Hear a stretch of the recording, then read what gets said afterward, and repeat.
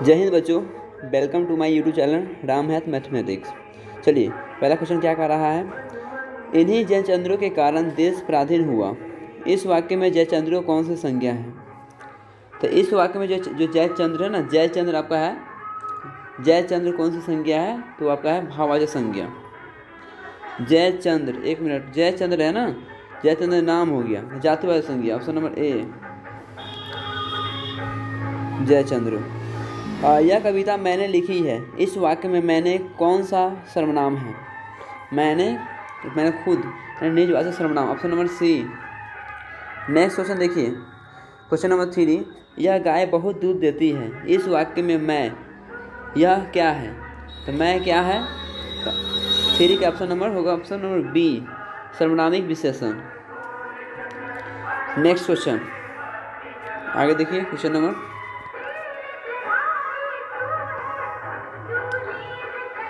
Question number 4 क्या कह रहा है। क्वेश्चन नंबर 4 बोला जा रहा है, मैं आपकी शरण में आया हूँ। इस वाक्य में मैं किस कारक की विभक्ति है। एक मिनट,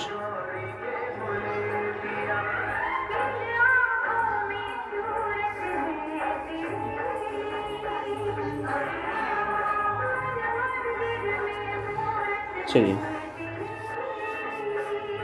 क्वेश्चन नंबर क्या कर रहा था। क्वेश्चन नंबर 4, मैं आपकी शरण में आया हूँ। इस वाक्य में मैं किस कारक की विभक्ति है। तो किस कारक की विभक्ति, मैं बोला जा रहा है, तो मैं किस कारक की विभक्ति हूँ, तो इसका हो जाएगा मैं अधिकरण विभक्ति, अधिकरण कारक हो जाएगा। ठीक है। वर्तमान काल में कितने प्रकार होते हैं। तो वर्तमान काल के 6 भेद हैं, 6 भेद। ऑप्शन नंबर 6, ऑप्शन नहीं दिया है, देखिए मिस्टेक है। ऑप्शन नंबर 6, अगर आपसे पूछे भूतकाल, ठीक है, आपसे पूछे कि भूतकाल, तो भूतकाल का जो प्रकार होता है वो भी भूतकाल भी 6 प्रकार होता है। ठीक है। अगर आपसे पूछे भविष्यकाल कि भविष्यकाल कितने प्रकार होता है, भविष्य, तो भविष्यकाल भी होता है, ये 6 प्रकार होता है। सॉरी, 6, ये आपका 4 प्रकार होता है भविष्यकाल। अगर आपसे पास पूछे वर्तमान काल, बताइए कि वर्तमान काल कितने प्रकार होता है, तो बोलना वर्तमान काल 6 प्रकार होता है। ये ऑप्शन 6 तो नहीं दिया है, ये मिस्टेक है ऑप्शन इसका। ठीक है, ऑप्शन नंबर इसमें 6 होगा। ठीक है, गलत है। चलिए आगे बढ़ते हैं। क्वेश्चन नंबर मिटा देता हूँ।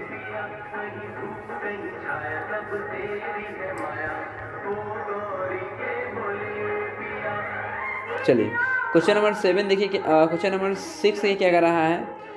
6 कह रहा है, शयन का संधि विच्छेद क्या होगा। शयन का संधि विच्छेद क्या होगा। शयन का संधि विच्छेद ऑप्शन ए में है से जोड़ यन, ऑप्शन बी में है सो जोड़ अन, ऑप्शन सी में स जोड़ यन या से जोड़ अन। तो ऑप्शन नंबर डी देखिए, से जोड़ अन, से जोड़ अन। ऑप्शन नंबर डी, से जोड़ अन, से जोड़ अन। यदि विसर्ग के बाद च और छ हो तो विसर्ग किसमें परिवर्तित हो जाता है। और च और छ हो तो ये विसर्ग के बाद किसमें चेंज हो जाता है, ये आपका तालाबे समय चेंज हो जाता है। ठीक है। पथभ्रष्ट में कौन सा समास है। पथभ्रष्ट में कौन सा समास है, पथभ्रष्ट है। ठीक है, पथभ्रष्ट, तो पथभ्रष्ट दु तो होगा नहीं, दु को होगा नहीं, यानी आपका तत्पुरुष समास। Option number D. नेक्स्ट प्रश्न,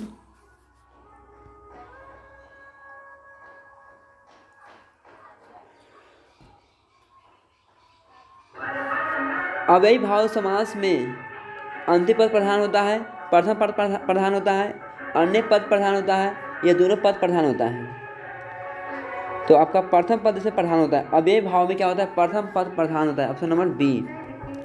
दुर्लभ में कौन सा उपसर्ग है। दुर्लभ में कौन सा उपसर्ग है, दूर उपसर्ग, दूर। ठीक है, दूर आपका उपसर्ग, इसमें उपसर्ग आपका दूर। Option number B. चलिए नेक्स्ट क्वेश्चन,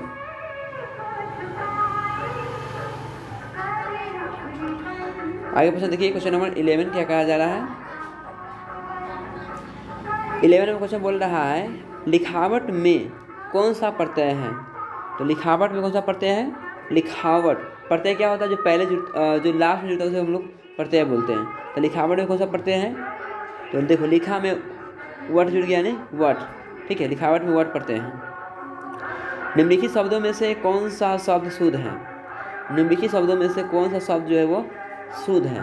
तो ऑप्शन ए में है मुहूर्त। सब में तो मुहूर्त ही लिखा हुआ है, लिखा हुआ मतलब ना कौन मुहूर्त सही लिखा हुआ है। क्वेश्चन नंबर 12 है। तो आप देखो मुहूर्त, मुहूर्त जो लिखा था ना, मुँह हु त में र, मुहूर्त। ऑप्शन देखो किस में लिखा हुआ है मुहूर्त? तो मुहूर्त ये तो होगा नहीं, ये भी होगा नहीं, मुहूर्त। ऑप्शन नंबर डी मुहूर्त।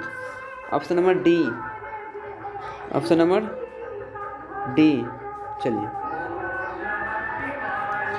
नेक्स्ट में बोला जा रहा है निम्नलिखित शब्दों में से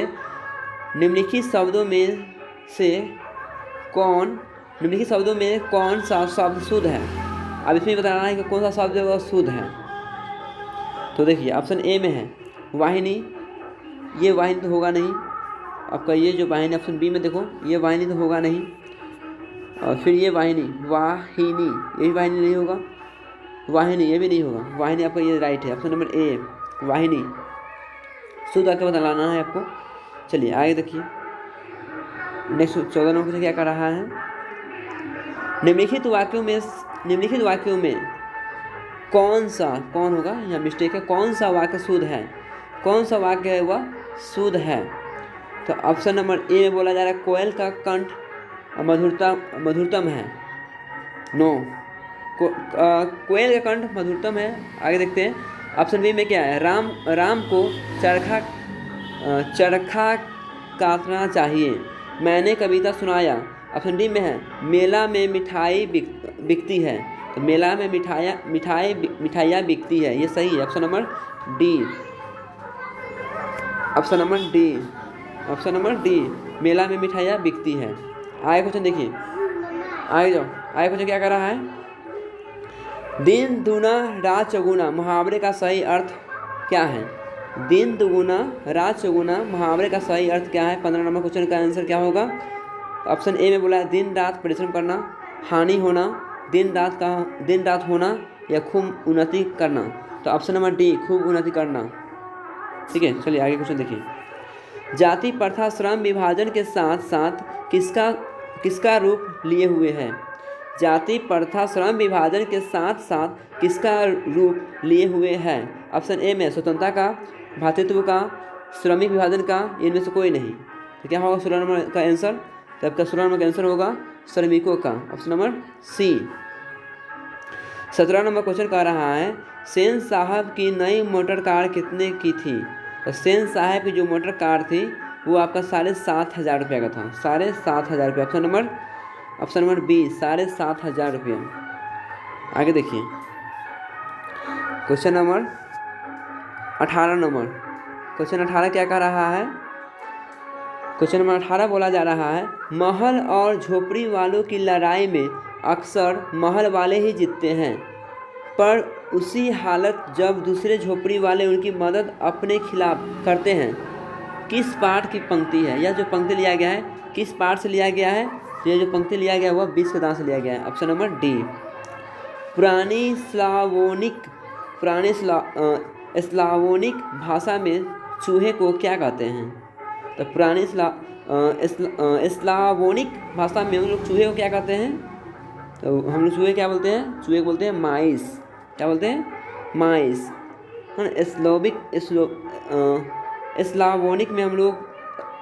स्लावोनिक भाषा में हम लोग चूहे को बोलते हैं mice. Option number D.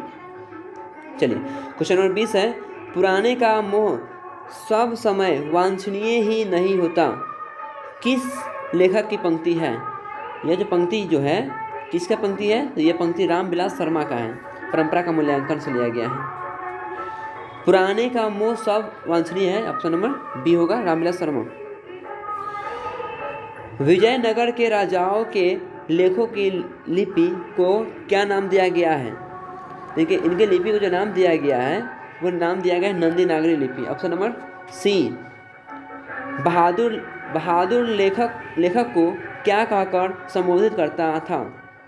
Option A में है मालिक, ऑप्शन बी में है साहब, ऑप्शन सी में है बाबूजी, या ऑप्शन डी में है, ऑप्शन डी में है साहब जी। तो बताइए इसका आंसर क्या होगा? 22 का आंसर 22 का आंसर क्या होगा बताइए जल्दी। तो 22 का इसको क्या बुलाते थे? बाबूजी। लेखक क्या कहते थे? बाबूजी। ठीक है, बहादुर को लेखक क्या कहकर बुलाते थे? तो बाबूजी। ठीक है, बहादुर जो है, बहादुर लेखक को क्या कहता था? बाबूजी। रामविलास शर्मा को किस कृति के लिए साहित्य अकादमी पुरस्कार प्राप्त हुआ? ऑप्शन ए में है प्रेमचंद्र और उनका युग, नई कविता और अस्तित्ववाद, ऑप्शन सी में है निराला की साहित्य साधना, या भारतेंदु हरिश्चंद्र। मतलब किसी लिए इनको मिला था? तो निराला की साहित्य साधना, ऑप्शन नंबर सी। बहादुर अपने घर से क्यों भाग गया था? घूमने के लिए, नौकरी के लिए, माँ की मार के लिए, या पिता एक मिनट सॉरी, आगे क्या कर रहा है, एक मिनट देख लेता हूँ। पिता के कारण, पिटाई के कारण, गलत है, पिटाई लिखना चाहिए था। ठीक है, तो क्या क्वेश्चन कह रहा है कि बहादुर अपने घर से क्यों भाग गया था? तो आपको मालूम है कि माँ की मार के कारण वह घर से भाग गया था। माँ की मार के कारण वह घर से क्या हुआ? भाग गया था।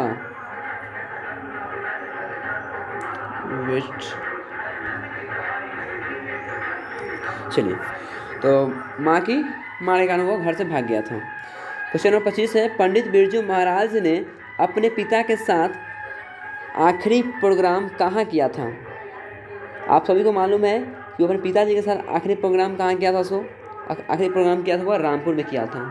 कहाँ किया था? रामपुर में। आगे देखिए next question.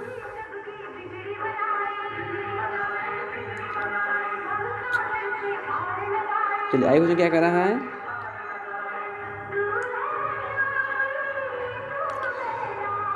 Andre Breton, Renee सो और पाल एलुआर ने अवेन्यू में रहकर संयुक्त रूप से लगभग कितनी कविताएं लिखी? ठीक है, तो कितनी कविता लिखी थी?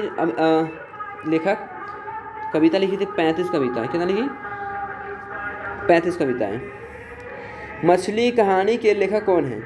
तो मछली कहानी के लेखक जो है आपका वो है, मछली कहानी के लेखक कौन है? संतू है, बंतू है, भग्गू है, या जग्गू है? आप जानते हो कि मछली कहानी के भाग में कौन है? आपका भग्गू है। बिस्मिल्लाह खां के पिता का नाम क्या था? तो बिस्मिल्लाह खां के पिता का नाम क्या था? बिस्मिल्लाह खां के पिता का जो नाम थे वह था पैगंबर बखश खां। ठीक है, पैगंबर बखश खां। मेरा धर्म कैद खाने का धर्म नहीं है, किस पाठ की पंक्ति है? बताना है आपको कि मेरा धर्म कैद खाने का धर्म नहीं है, ये किस पाठ की पंक्ति है? तो ये जो आपका है वह शिक्षा और संस्कृति, यही बात हो महात्मा गांधी कहा था। ठीक है ना, शिक्षा और संस्कृति के लेखक कौन है? महात्मा गांधी जी हैं। चलिए आगे क्वेश्चन देखिए क्या कर रहा है। किसके बिना प्राणी को मुक्ति नहीं मिलती है? तो राम नाम के बिना। किनके बिना नहीं मिलता है? तो ऑप्शन ए में है कर्मकांड के बिना, मूर्ति पूजा के बिना, या चारों धाम की यात्रा के बिना, या गुरु ज्ञान के बिना। बताइए इसका आंसर क्या होगा? तो इसका आंसर होगा गुरु ज्ञान के बिना क्या होता है? प्राणी को मुक्ति नहीं मिलता है। Option number D. चलिए क्वेश्चन क्या कर रहा है? रसखान को पृष्टि मार्ग की दीक्षा किसने दी? तो रसखान को जो पृष्टि मार्ग की जो दीक्षा दिया था वो कृष्णदास ने दिया था।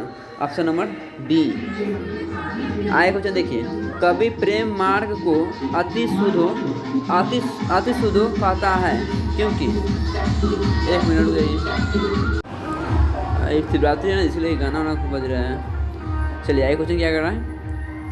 कवि प्रेम मार्ग को अति शुद्धो कहता है क्योंकि ऑप्शन ए में है यहाँ तनिक भी चतुराई काम नहीं करती है। ऑप्शन बी में है यहाँ सच्चाई भी अपना घमंड त्याग कर चलती है। ऑप्शन सी में है यह कपटी लोग चलने से झचकाते हैं। ऑप्शन डी है उपयुक्त में से सभी। तो देखिए क्वेश्चन नंबर 33 है, तो इसका आंसर क्या आएगा? तो ये बात बिल्कुल सही है, सभी बात सही है, ऑप्शन नंबर डी इसका राइट होगा, ऑप्शन नंबर डी राइट। आए क्वेश्चन देखिए 34 नंबर, स्वदेशी शीर्षक पाठ में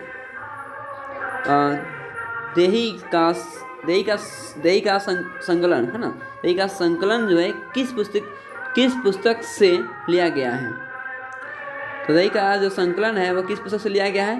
तो ऑप्शन ए में है प्रेमधन सर्वर्स, भारत सौभाग्य, या ऑप्शन सी में है प्रयाग समागमन, या ऑप्शन डी में है जीर्ण। तो किससे लिया गया है 34 का आंसर? 34 का ऑप्शन नंबर ए होगा, प्रेमधन सर्वर्स सॉरी। 35 है, पंत को किस कृति के लिए भारतीय ज्ञानपीठ पुरस्कार मिला है? तो जो पंत जी हमारे हैं सुमित्रानंद पंत को किन कृति के लिए इनको ज्ञानपीठ का पुरस्कार दिया गया? बहुत इंपॉर्टेंट क्वेश्चन है। तो इनको जो दिया गया था वह छिंदवाड़ा, ठीक है, छिंदवाड़ा के लिए इनको ज्ञानपीठ पुरस्कार दिया गया था। क्वेश्चन नंबर आपका 36 है। 36 क्वेश्चन नंबर कह रहा है कि दिनकर किस काल के कवि, दिनकर जी है किस काल के कवि हैं? तो दिनकर जी जो किस काल कवि है? तो उत्तर छायावादी काल कवि है। ऑप्शन नंबर देखिए, option number D, option number D में है आपका उत्तर छायावादी, ठीक है।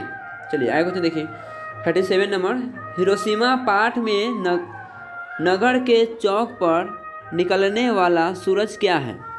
तो हिरोशिमा पर निकलने वाला क्या है? परमाणु बम, option number B. Next question आपका है, एक वृक्ष की हत्या कविता में कवि मनुष्य को क्या हो जाने से बचाना चाहता है? तो क्या हो जाने से बचाना चाहता है? तो जहर हो जाने से, या जंगल हो जाने से, या धुआं हो जाने से, या नाला हो जाने से। तो क्वेश्चन आपका कि एक वृक्ष की हत्या कविता में कवि मनुष्य को क्या हो जाने से बचाता है? तो जहर हो जाने से, ठीक है, क्या हो जाने से? जहर, ऑप्शन नंबर सी। नेक्स्ट, हमारी नींद कविता में नींद किसका प्रतीक है? उम्मीद का, आलस का, साहस का, या प्रसन्नता का? Question number 39। तो हमारी नींद जो है वह साहस की प्रतीक है। खलीस बेचैनी किसकी है? खलीस बेचैनी किसकी है? खरगोश, बंदर, गिलहर, या कबूतर? बतलाइए, खलीस बेचैनी किसकी है? क्वेश्चन नंबर 40 का आंसर क्या होगा? तो ये आपका किसकी है? खरगोश की है, ऑप्शन नंबर ए। चलिए आगे देखिए क्वेश्चन नंबर 41 में देखिए क्या कर रहा है।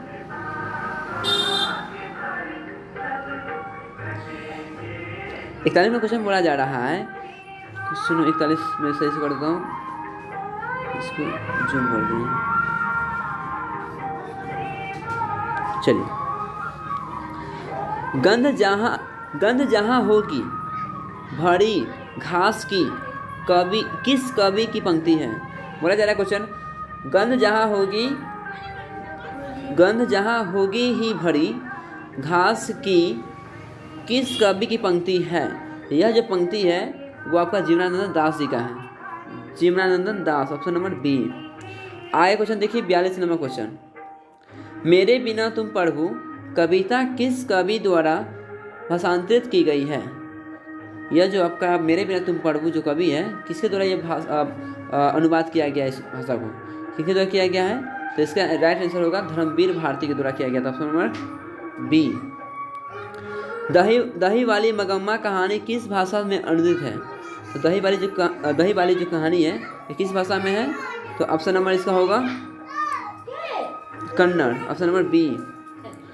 विपत्ति अकेले न आकर संगी साथियों के साथ आती है, यह पंक्ति किस पाठ की है?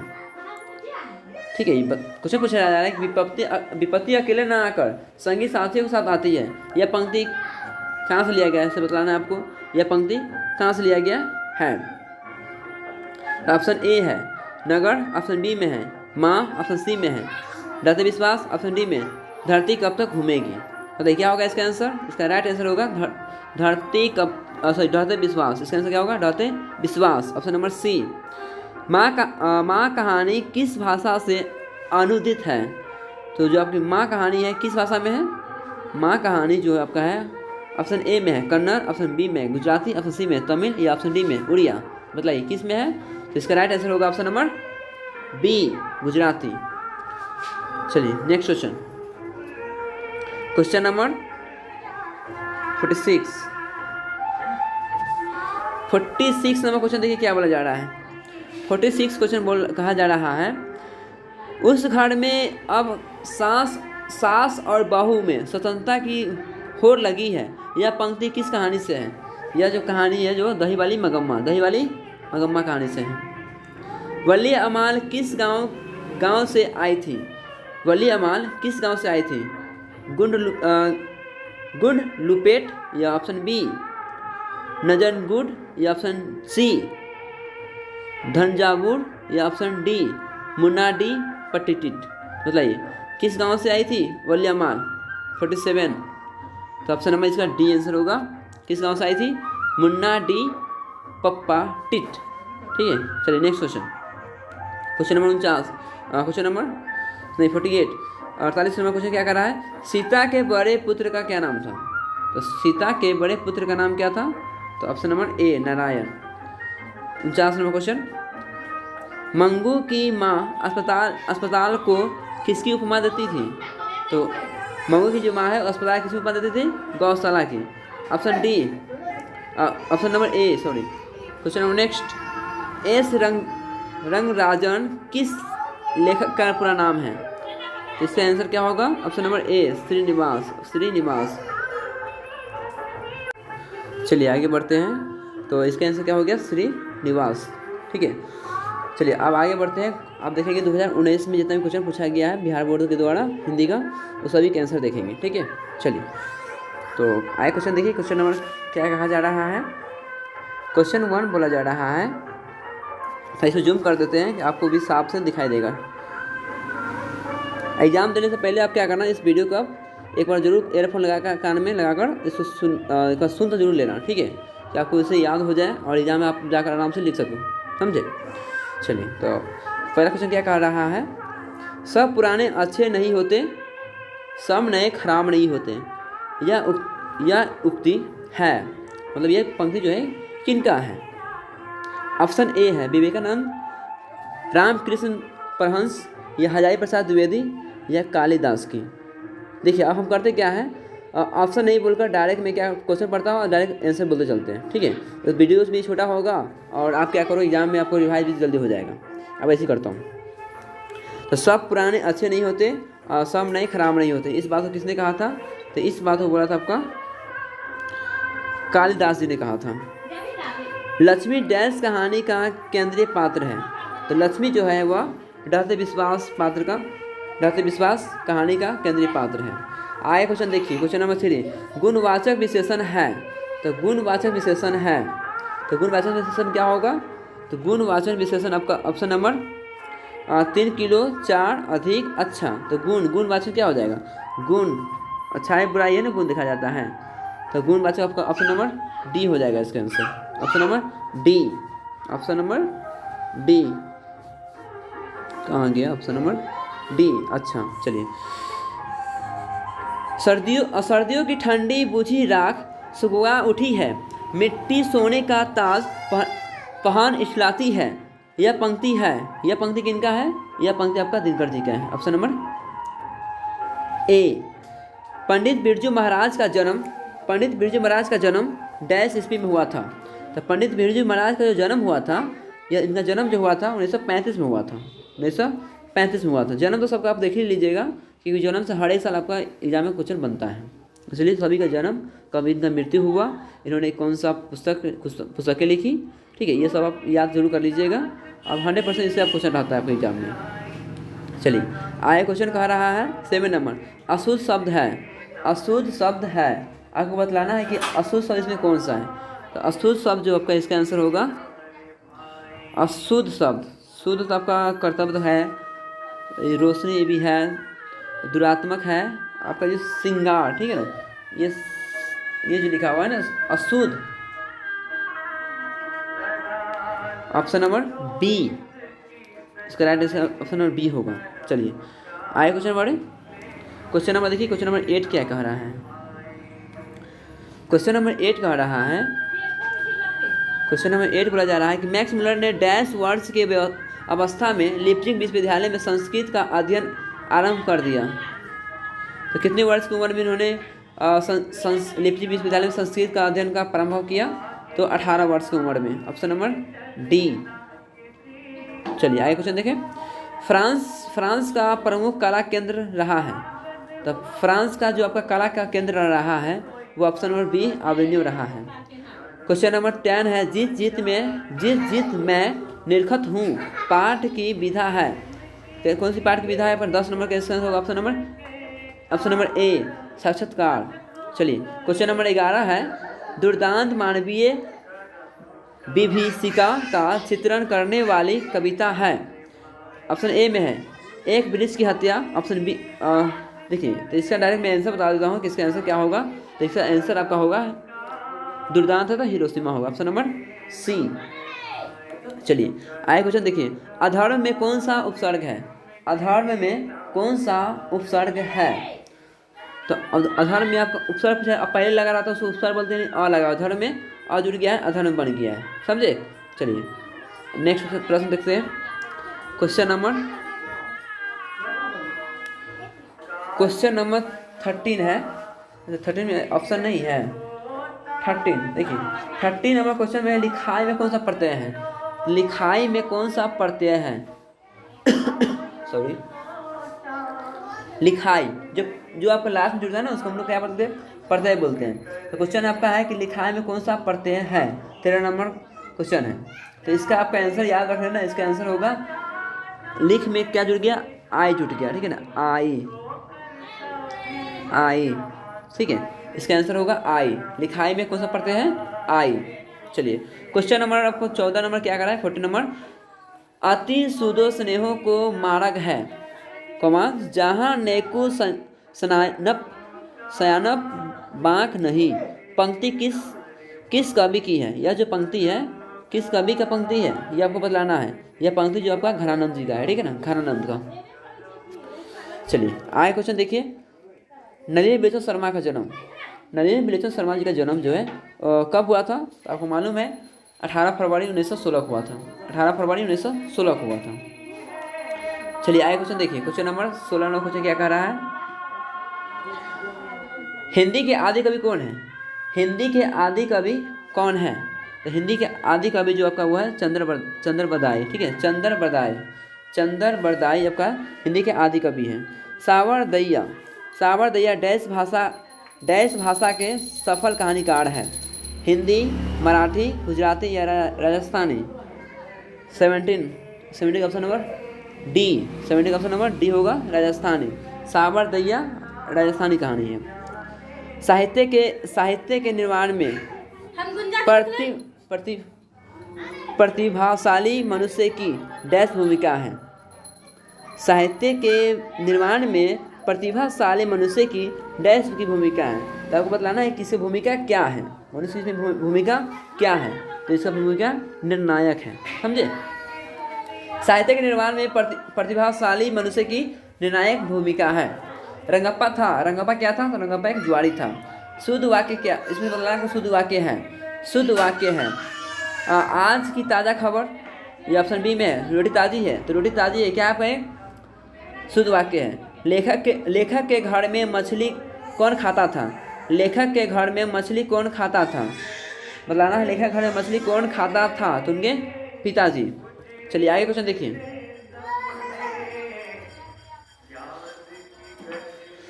लेखक के रिश्तेदार ने बहादुर पर क्या आरोप लगाया था? देखो हम बोल रहे हैं ना तो साथ साथ आप लोग बोलोगे ना तो याद हो जाएगा, समझे। क्वेश्चन कह रहा है लेखक के रिश्तेदार ने बहादुर पर क्या आरोप लगाए थे? क्वेश्चन नंबर 22 है। तो जिसपे चोरी किससे आरोप लगाया था? तो पैसे चोरी करने का आरोप लगाया गया था। मेरे बिना तुम प्रभु पाठ के लेखक कौन है? मेरे बिना तुम प्रभु पाठ के लेखक है रेलर मारिया रेलके जी, ठीक है। तत्पुरुष समास का उदाहरण नहीं है, तत्पुरुष समास का उदाहरण नहीं है, तत्पुरुष समास का उदाहरण नहीं है चौराहा, ठीक है। चौराहा पर तत्पुरुष समास के उदाहरण नहीं है। अव्ययी भाव समास में डैश डैश पद प्रधान होता है। तो अव्ययी भाव में कौन सा पद प्रधान होता है? ऑप्शन नंबर इसका ए, पूर्व पद क्या होता है? प्रधान होता है। नेक्स्ट प्रश्न,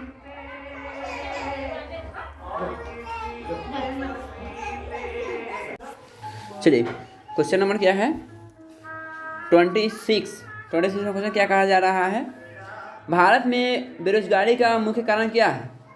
तो भारत में बेरोजगारी का जो मुख्य कारण है वो है आपका जाति प्रथा। ऑप्शन नंबर ए, शुद्ध शब्द है, बतलाना है आपको इसमें शुद्ध शब्द कौन सा है। अभिलाषा जो देख रहे हो ना, ऑप्शन नंबर ए आपका ये शुद्ध शब्द है। घनानंद कवि है, घनानंद कवि है, किस काल का कवि है घनानंद? तो घनानंद कवि जो आपका वो कवि है वो आपका रीतिमुक्त, ठीक है, रीतिमुक्त कवि घनानंद। और 29 नंबर क्वेश्चन है, 29 नंबर क्या कह रहा है कि जन्म से ही पागल है। कौन है जन्म से पागल? आपको मालूम है कि जन्म से पागल मंगू है। क्वेश्चन नंबर 30, लेखक को मछली खाने से किसने मना किया था? तो लेखक को मछली खाने से किसने मना किया था? तो इस बात को मना किया था माँ ने, ठीक है ना। माँ ने मना किया था कि मछली नहीं खाना है। चलिए आगे देखिए क्वेश्चन नंबर 30 है, 30 तो हो गया, माँ ने किया था मना। पंडित बिरजू महाराज 1.5 साल के थे तभी उनके पिता का देहावसान हो गया, मतलब मृत्यु हो गया। तो कितने साल के थे तो उनके पिताजी का मृत्यु हो गया था? तो ये थे आपके 9.5 साल के, ठीक है। तो ये 9.5 साल के थे ना, तो अभी इनके पिताजी का देहांत हो गया, ठीक है। स्वामी विवेकानंद ने वेदांतियों का वेदांती किसे कहा है? तो स्वामी विवेकानंद ने वेदांतियों का वेदांती मैक्स मुलर को कहा था।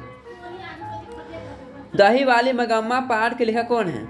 दही वाली पाठ के लेखक आपका हो गया श्रीनिवास। ऑप्शन नंबर ए, स्वर संधि का उदाहरण है, स्वर संधि का उदाहरण है, बतलाना है कि स्वर संधि का उदाहरण में कौन है। ऑप्शन ए में है वाग्देवी आपका स्वर संधि का उदाहरण है, ऑप्शन नंबर ए। नेक्स्ट, ललित निबंध है, 35 नंबर क्वेश्चन है, देख लेते हैं 35 नंबर क्वेश्चन क्या था आपका। ललित निबंध है, ऑप्शन ए में है आपका मछली है, नाखून की उबरता है, बहादुर है, नमक खाने की इबादत है। तो ऑप्शन नंबर बी इसका सही है, नाखून की उबरता है आपका ये ललित निबंध है। ललित निबंध पूछे तो ललित निबंध आपका नाखून की उबरता है, क्योंकि अलता आते हैं ना हम लोग ललित, यानी ललित निबंध है। क्या है ये? ललित निबंध।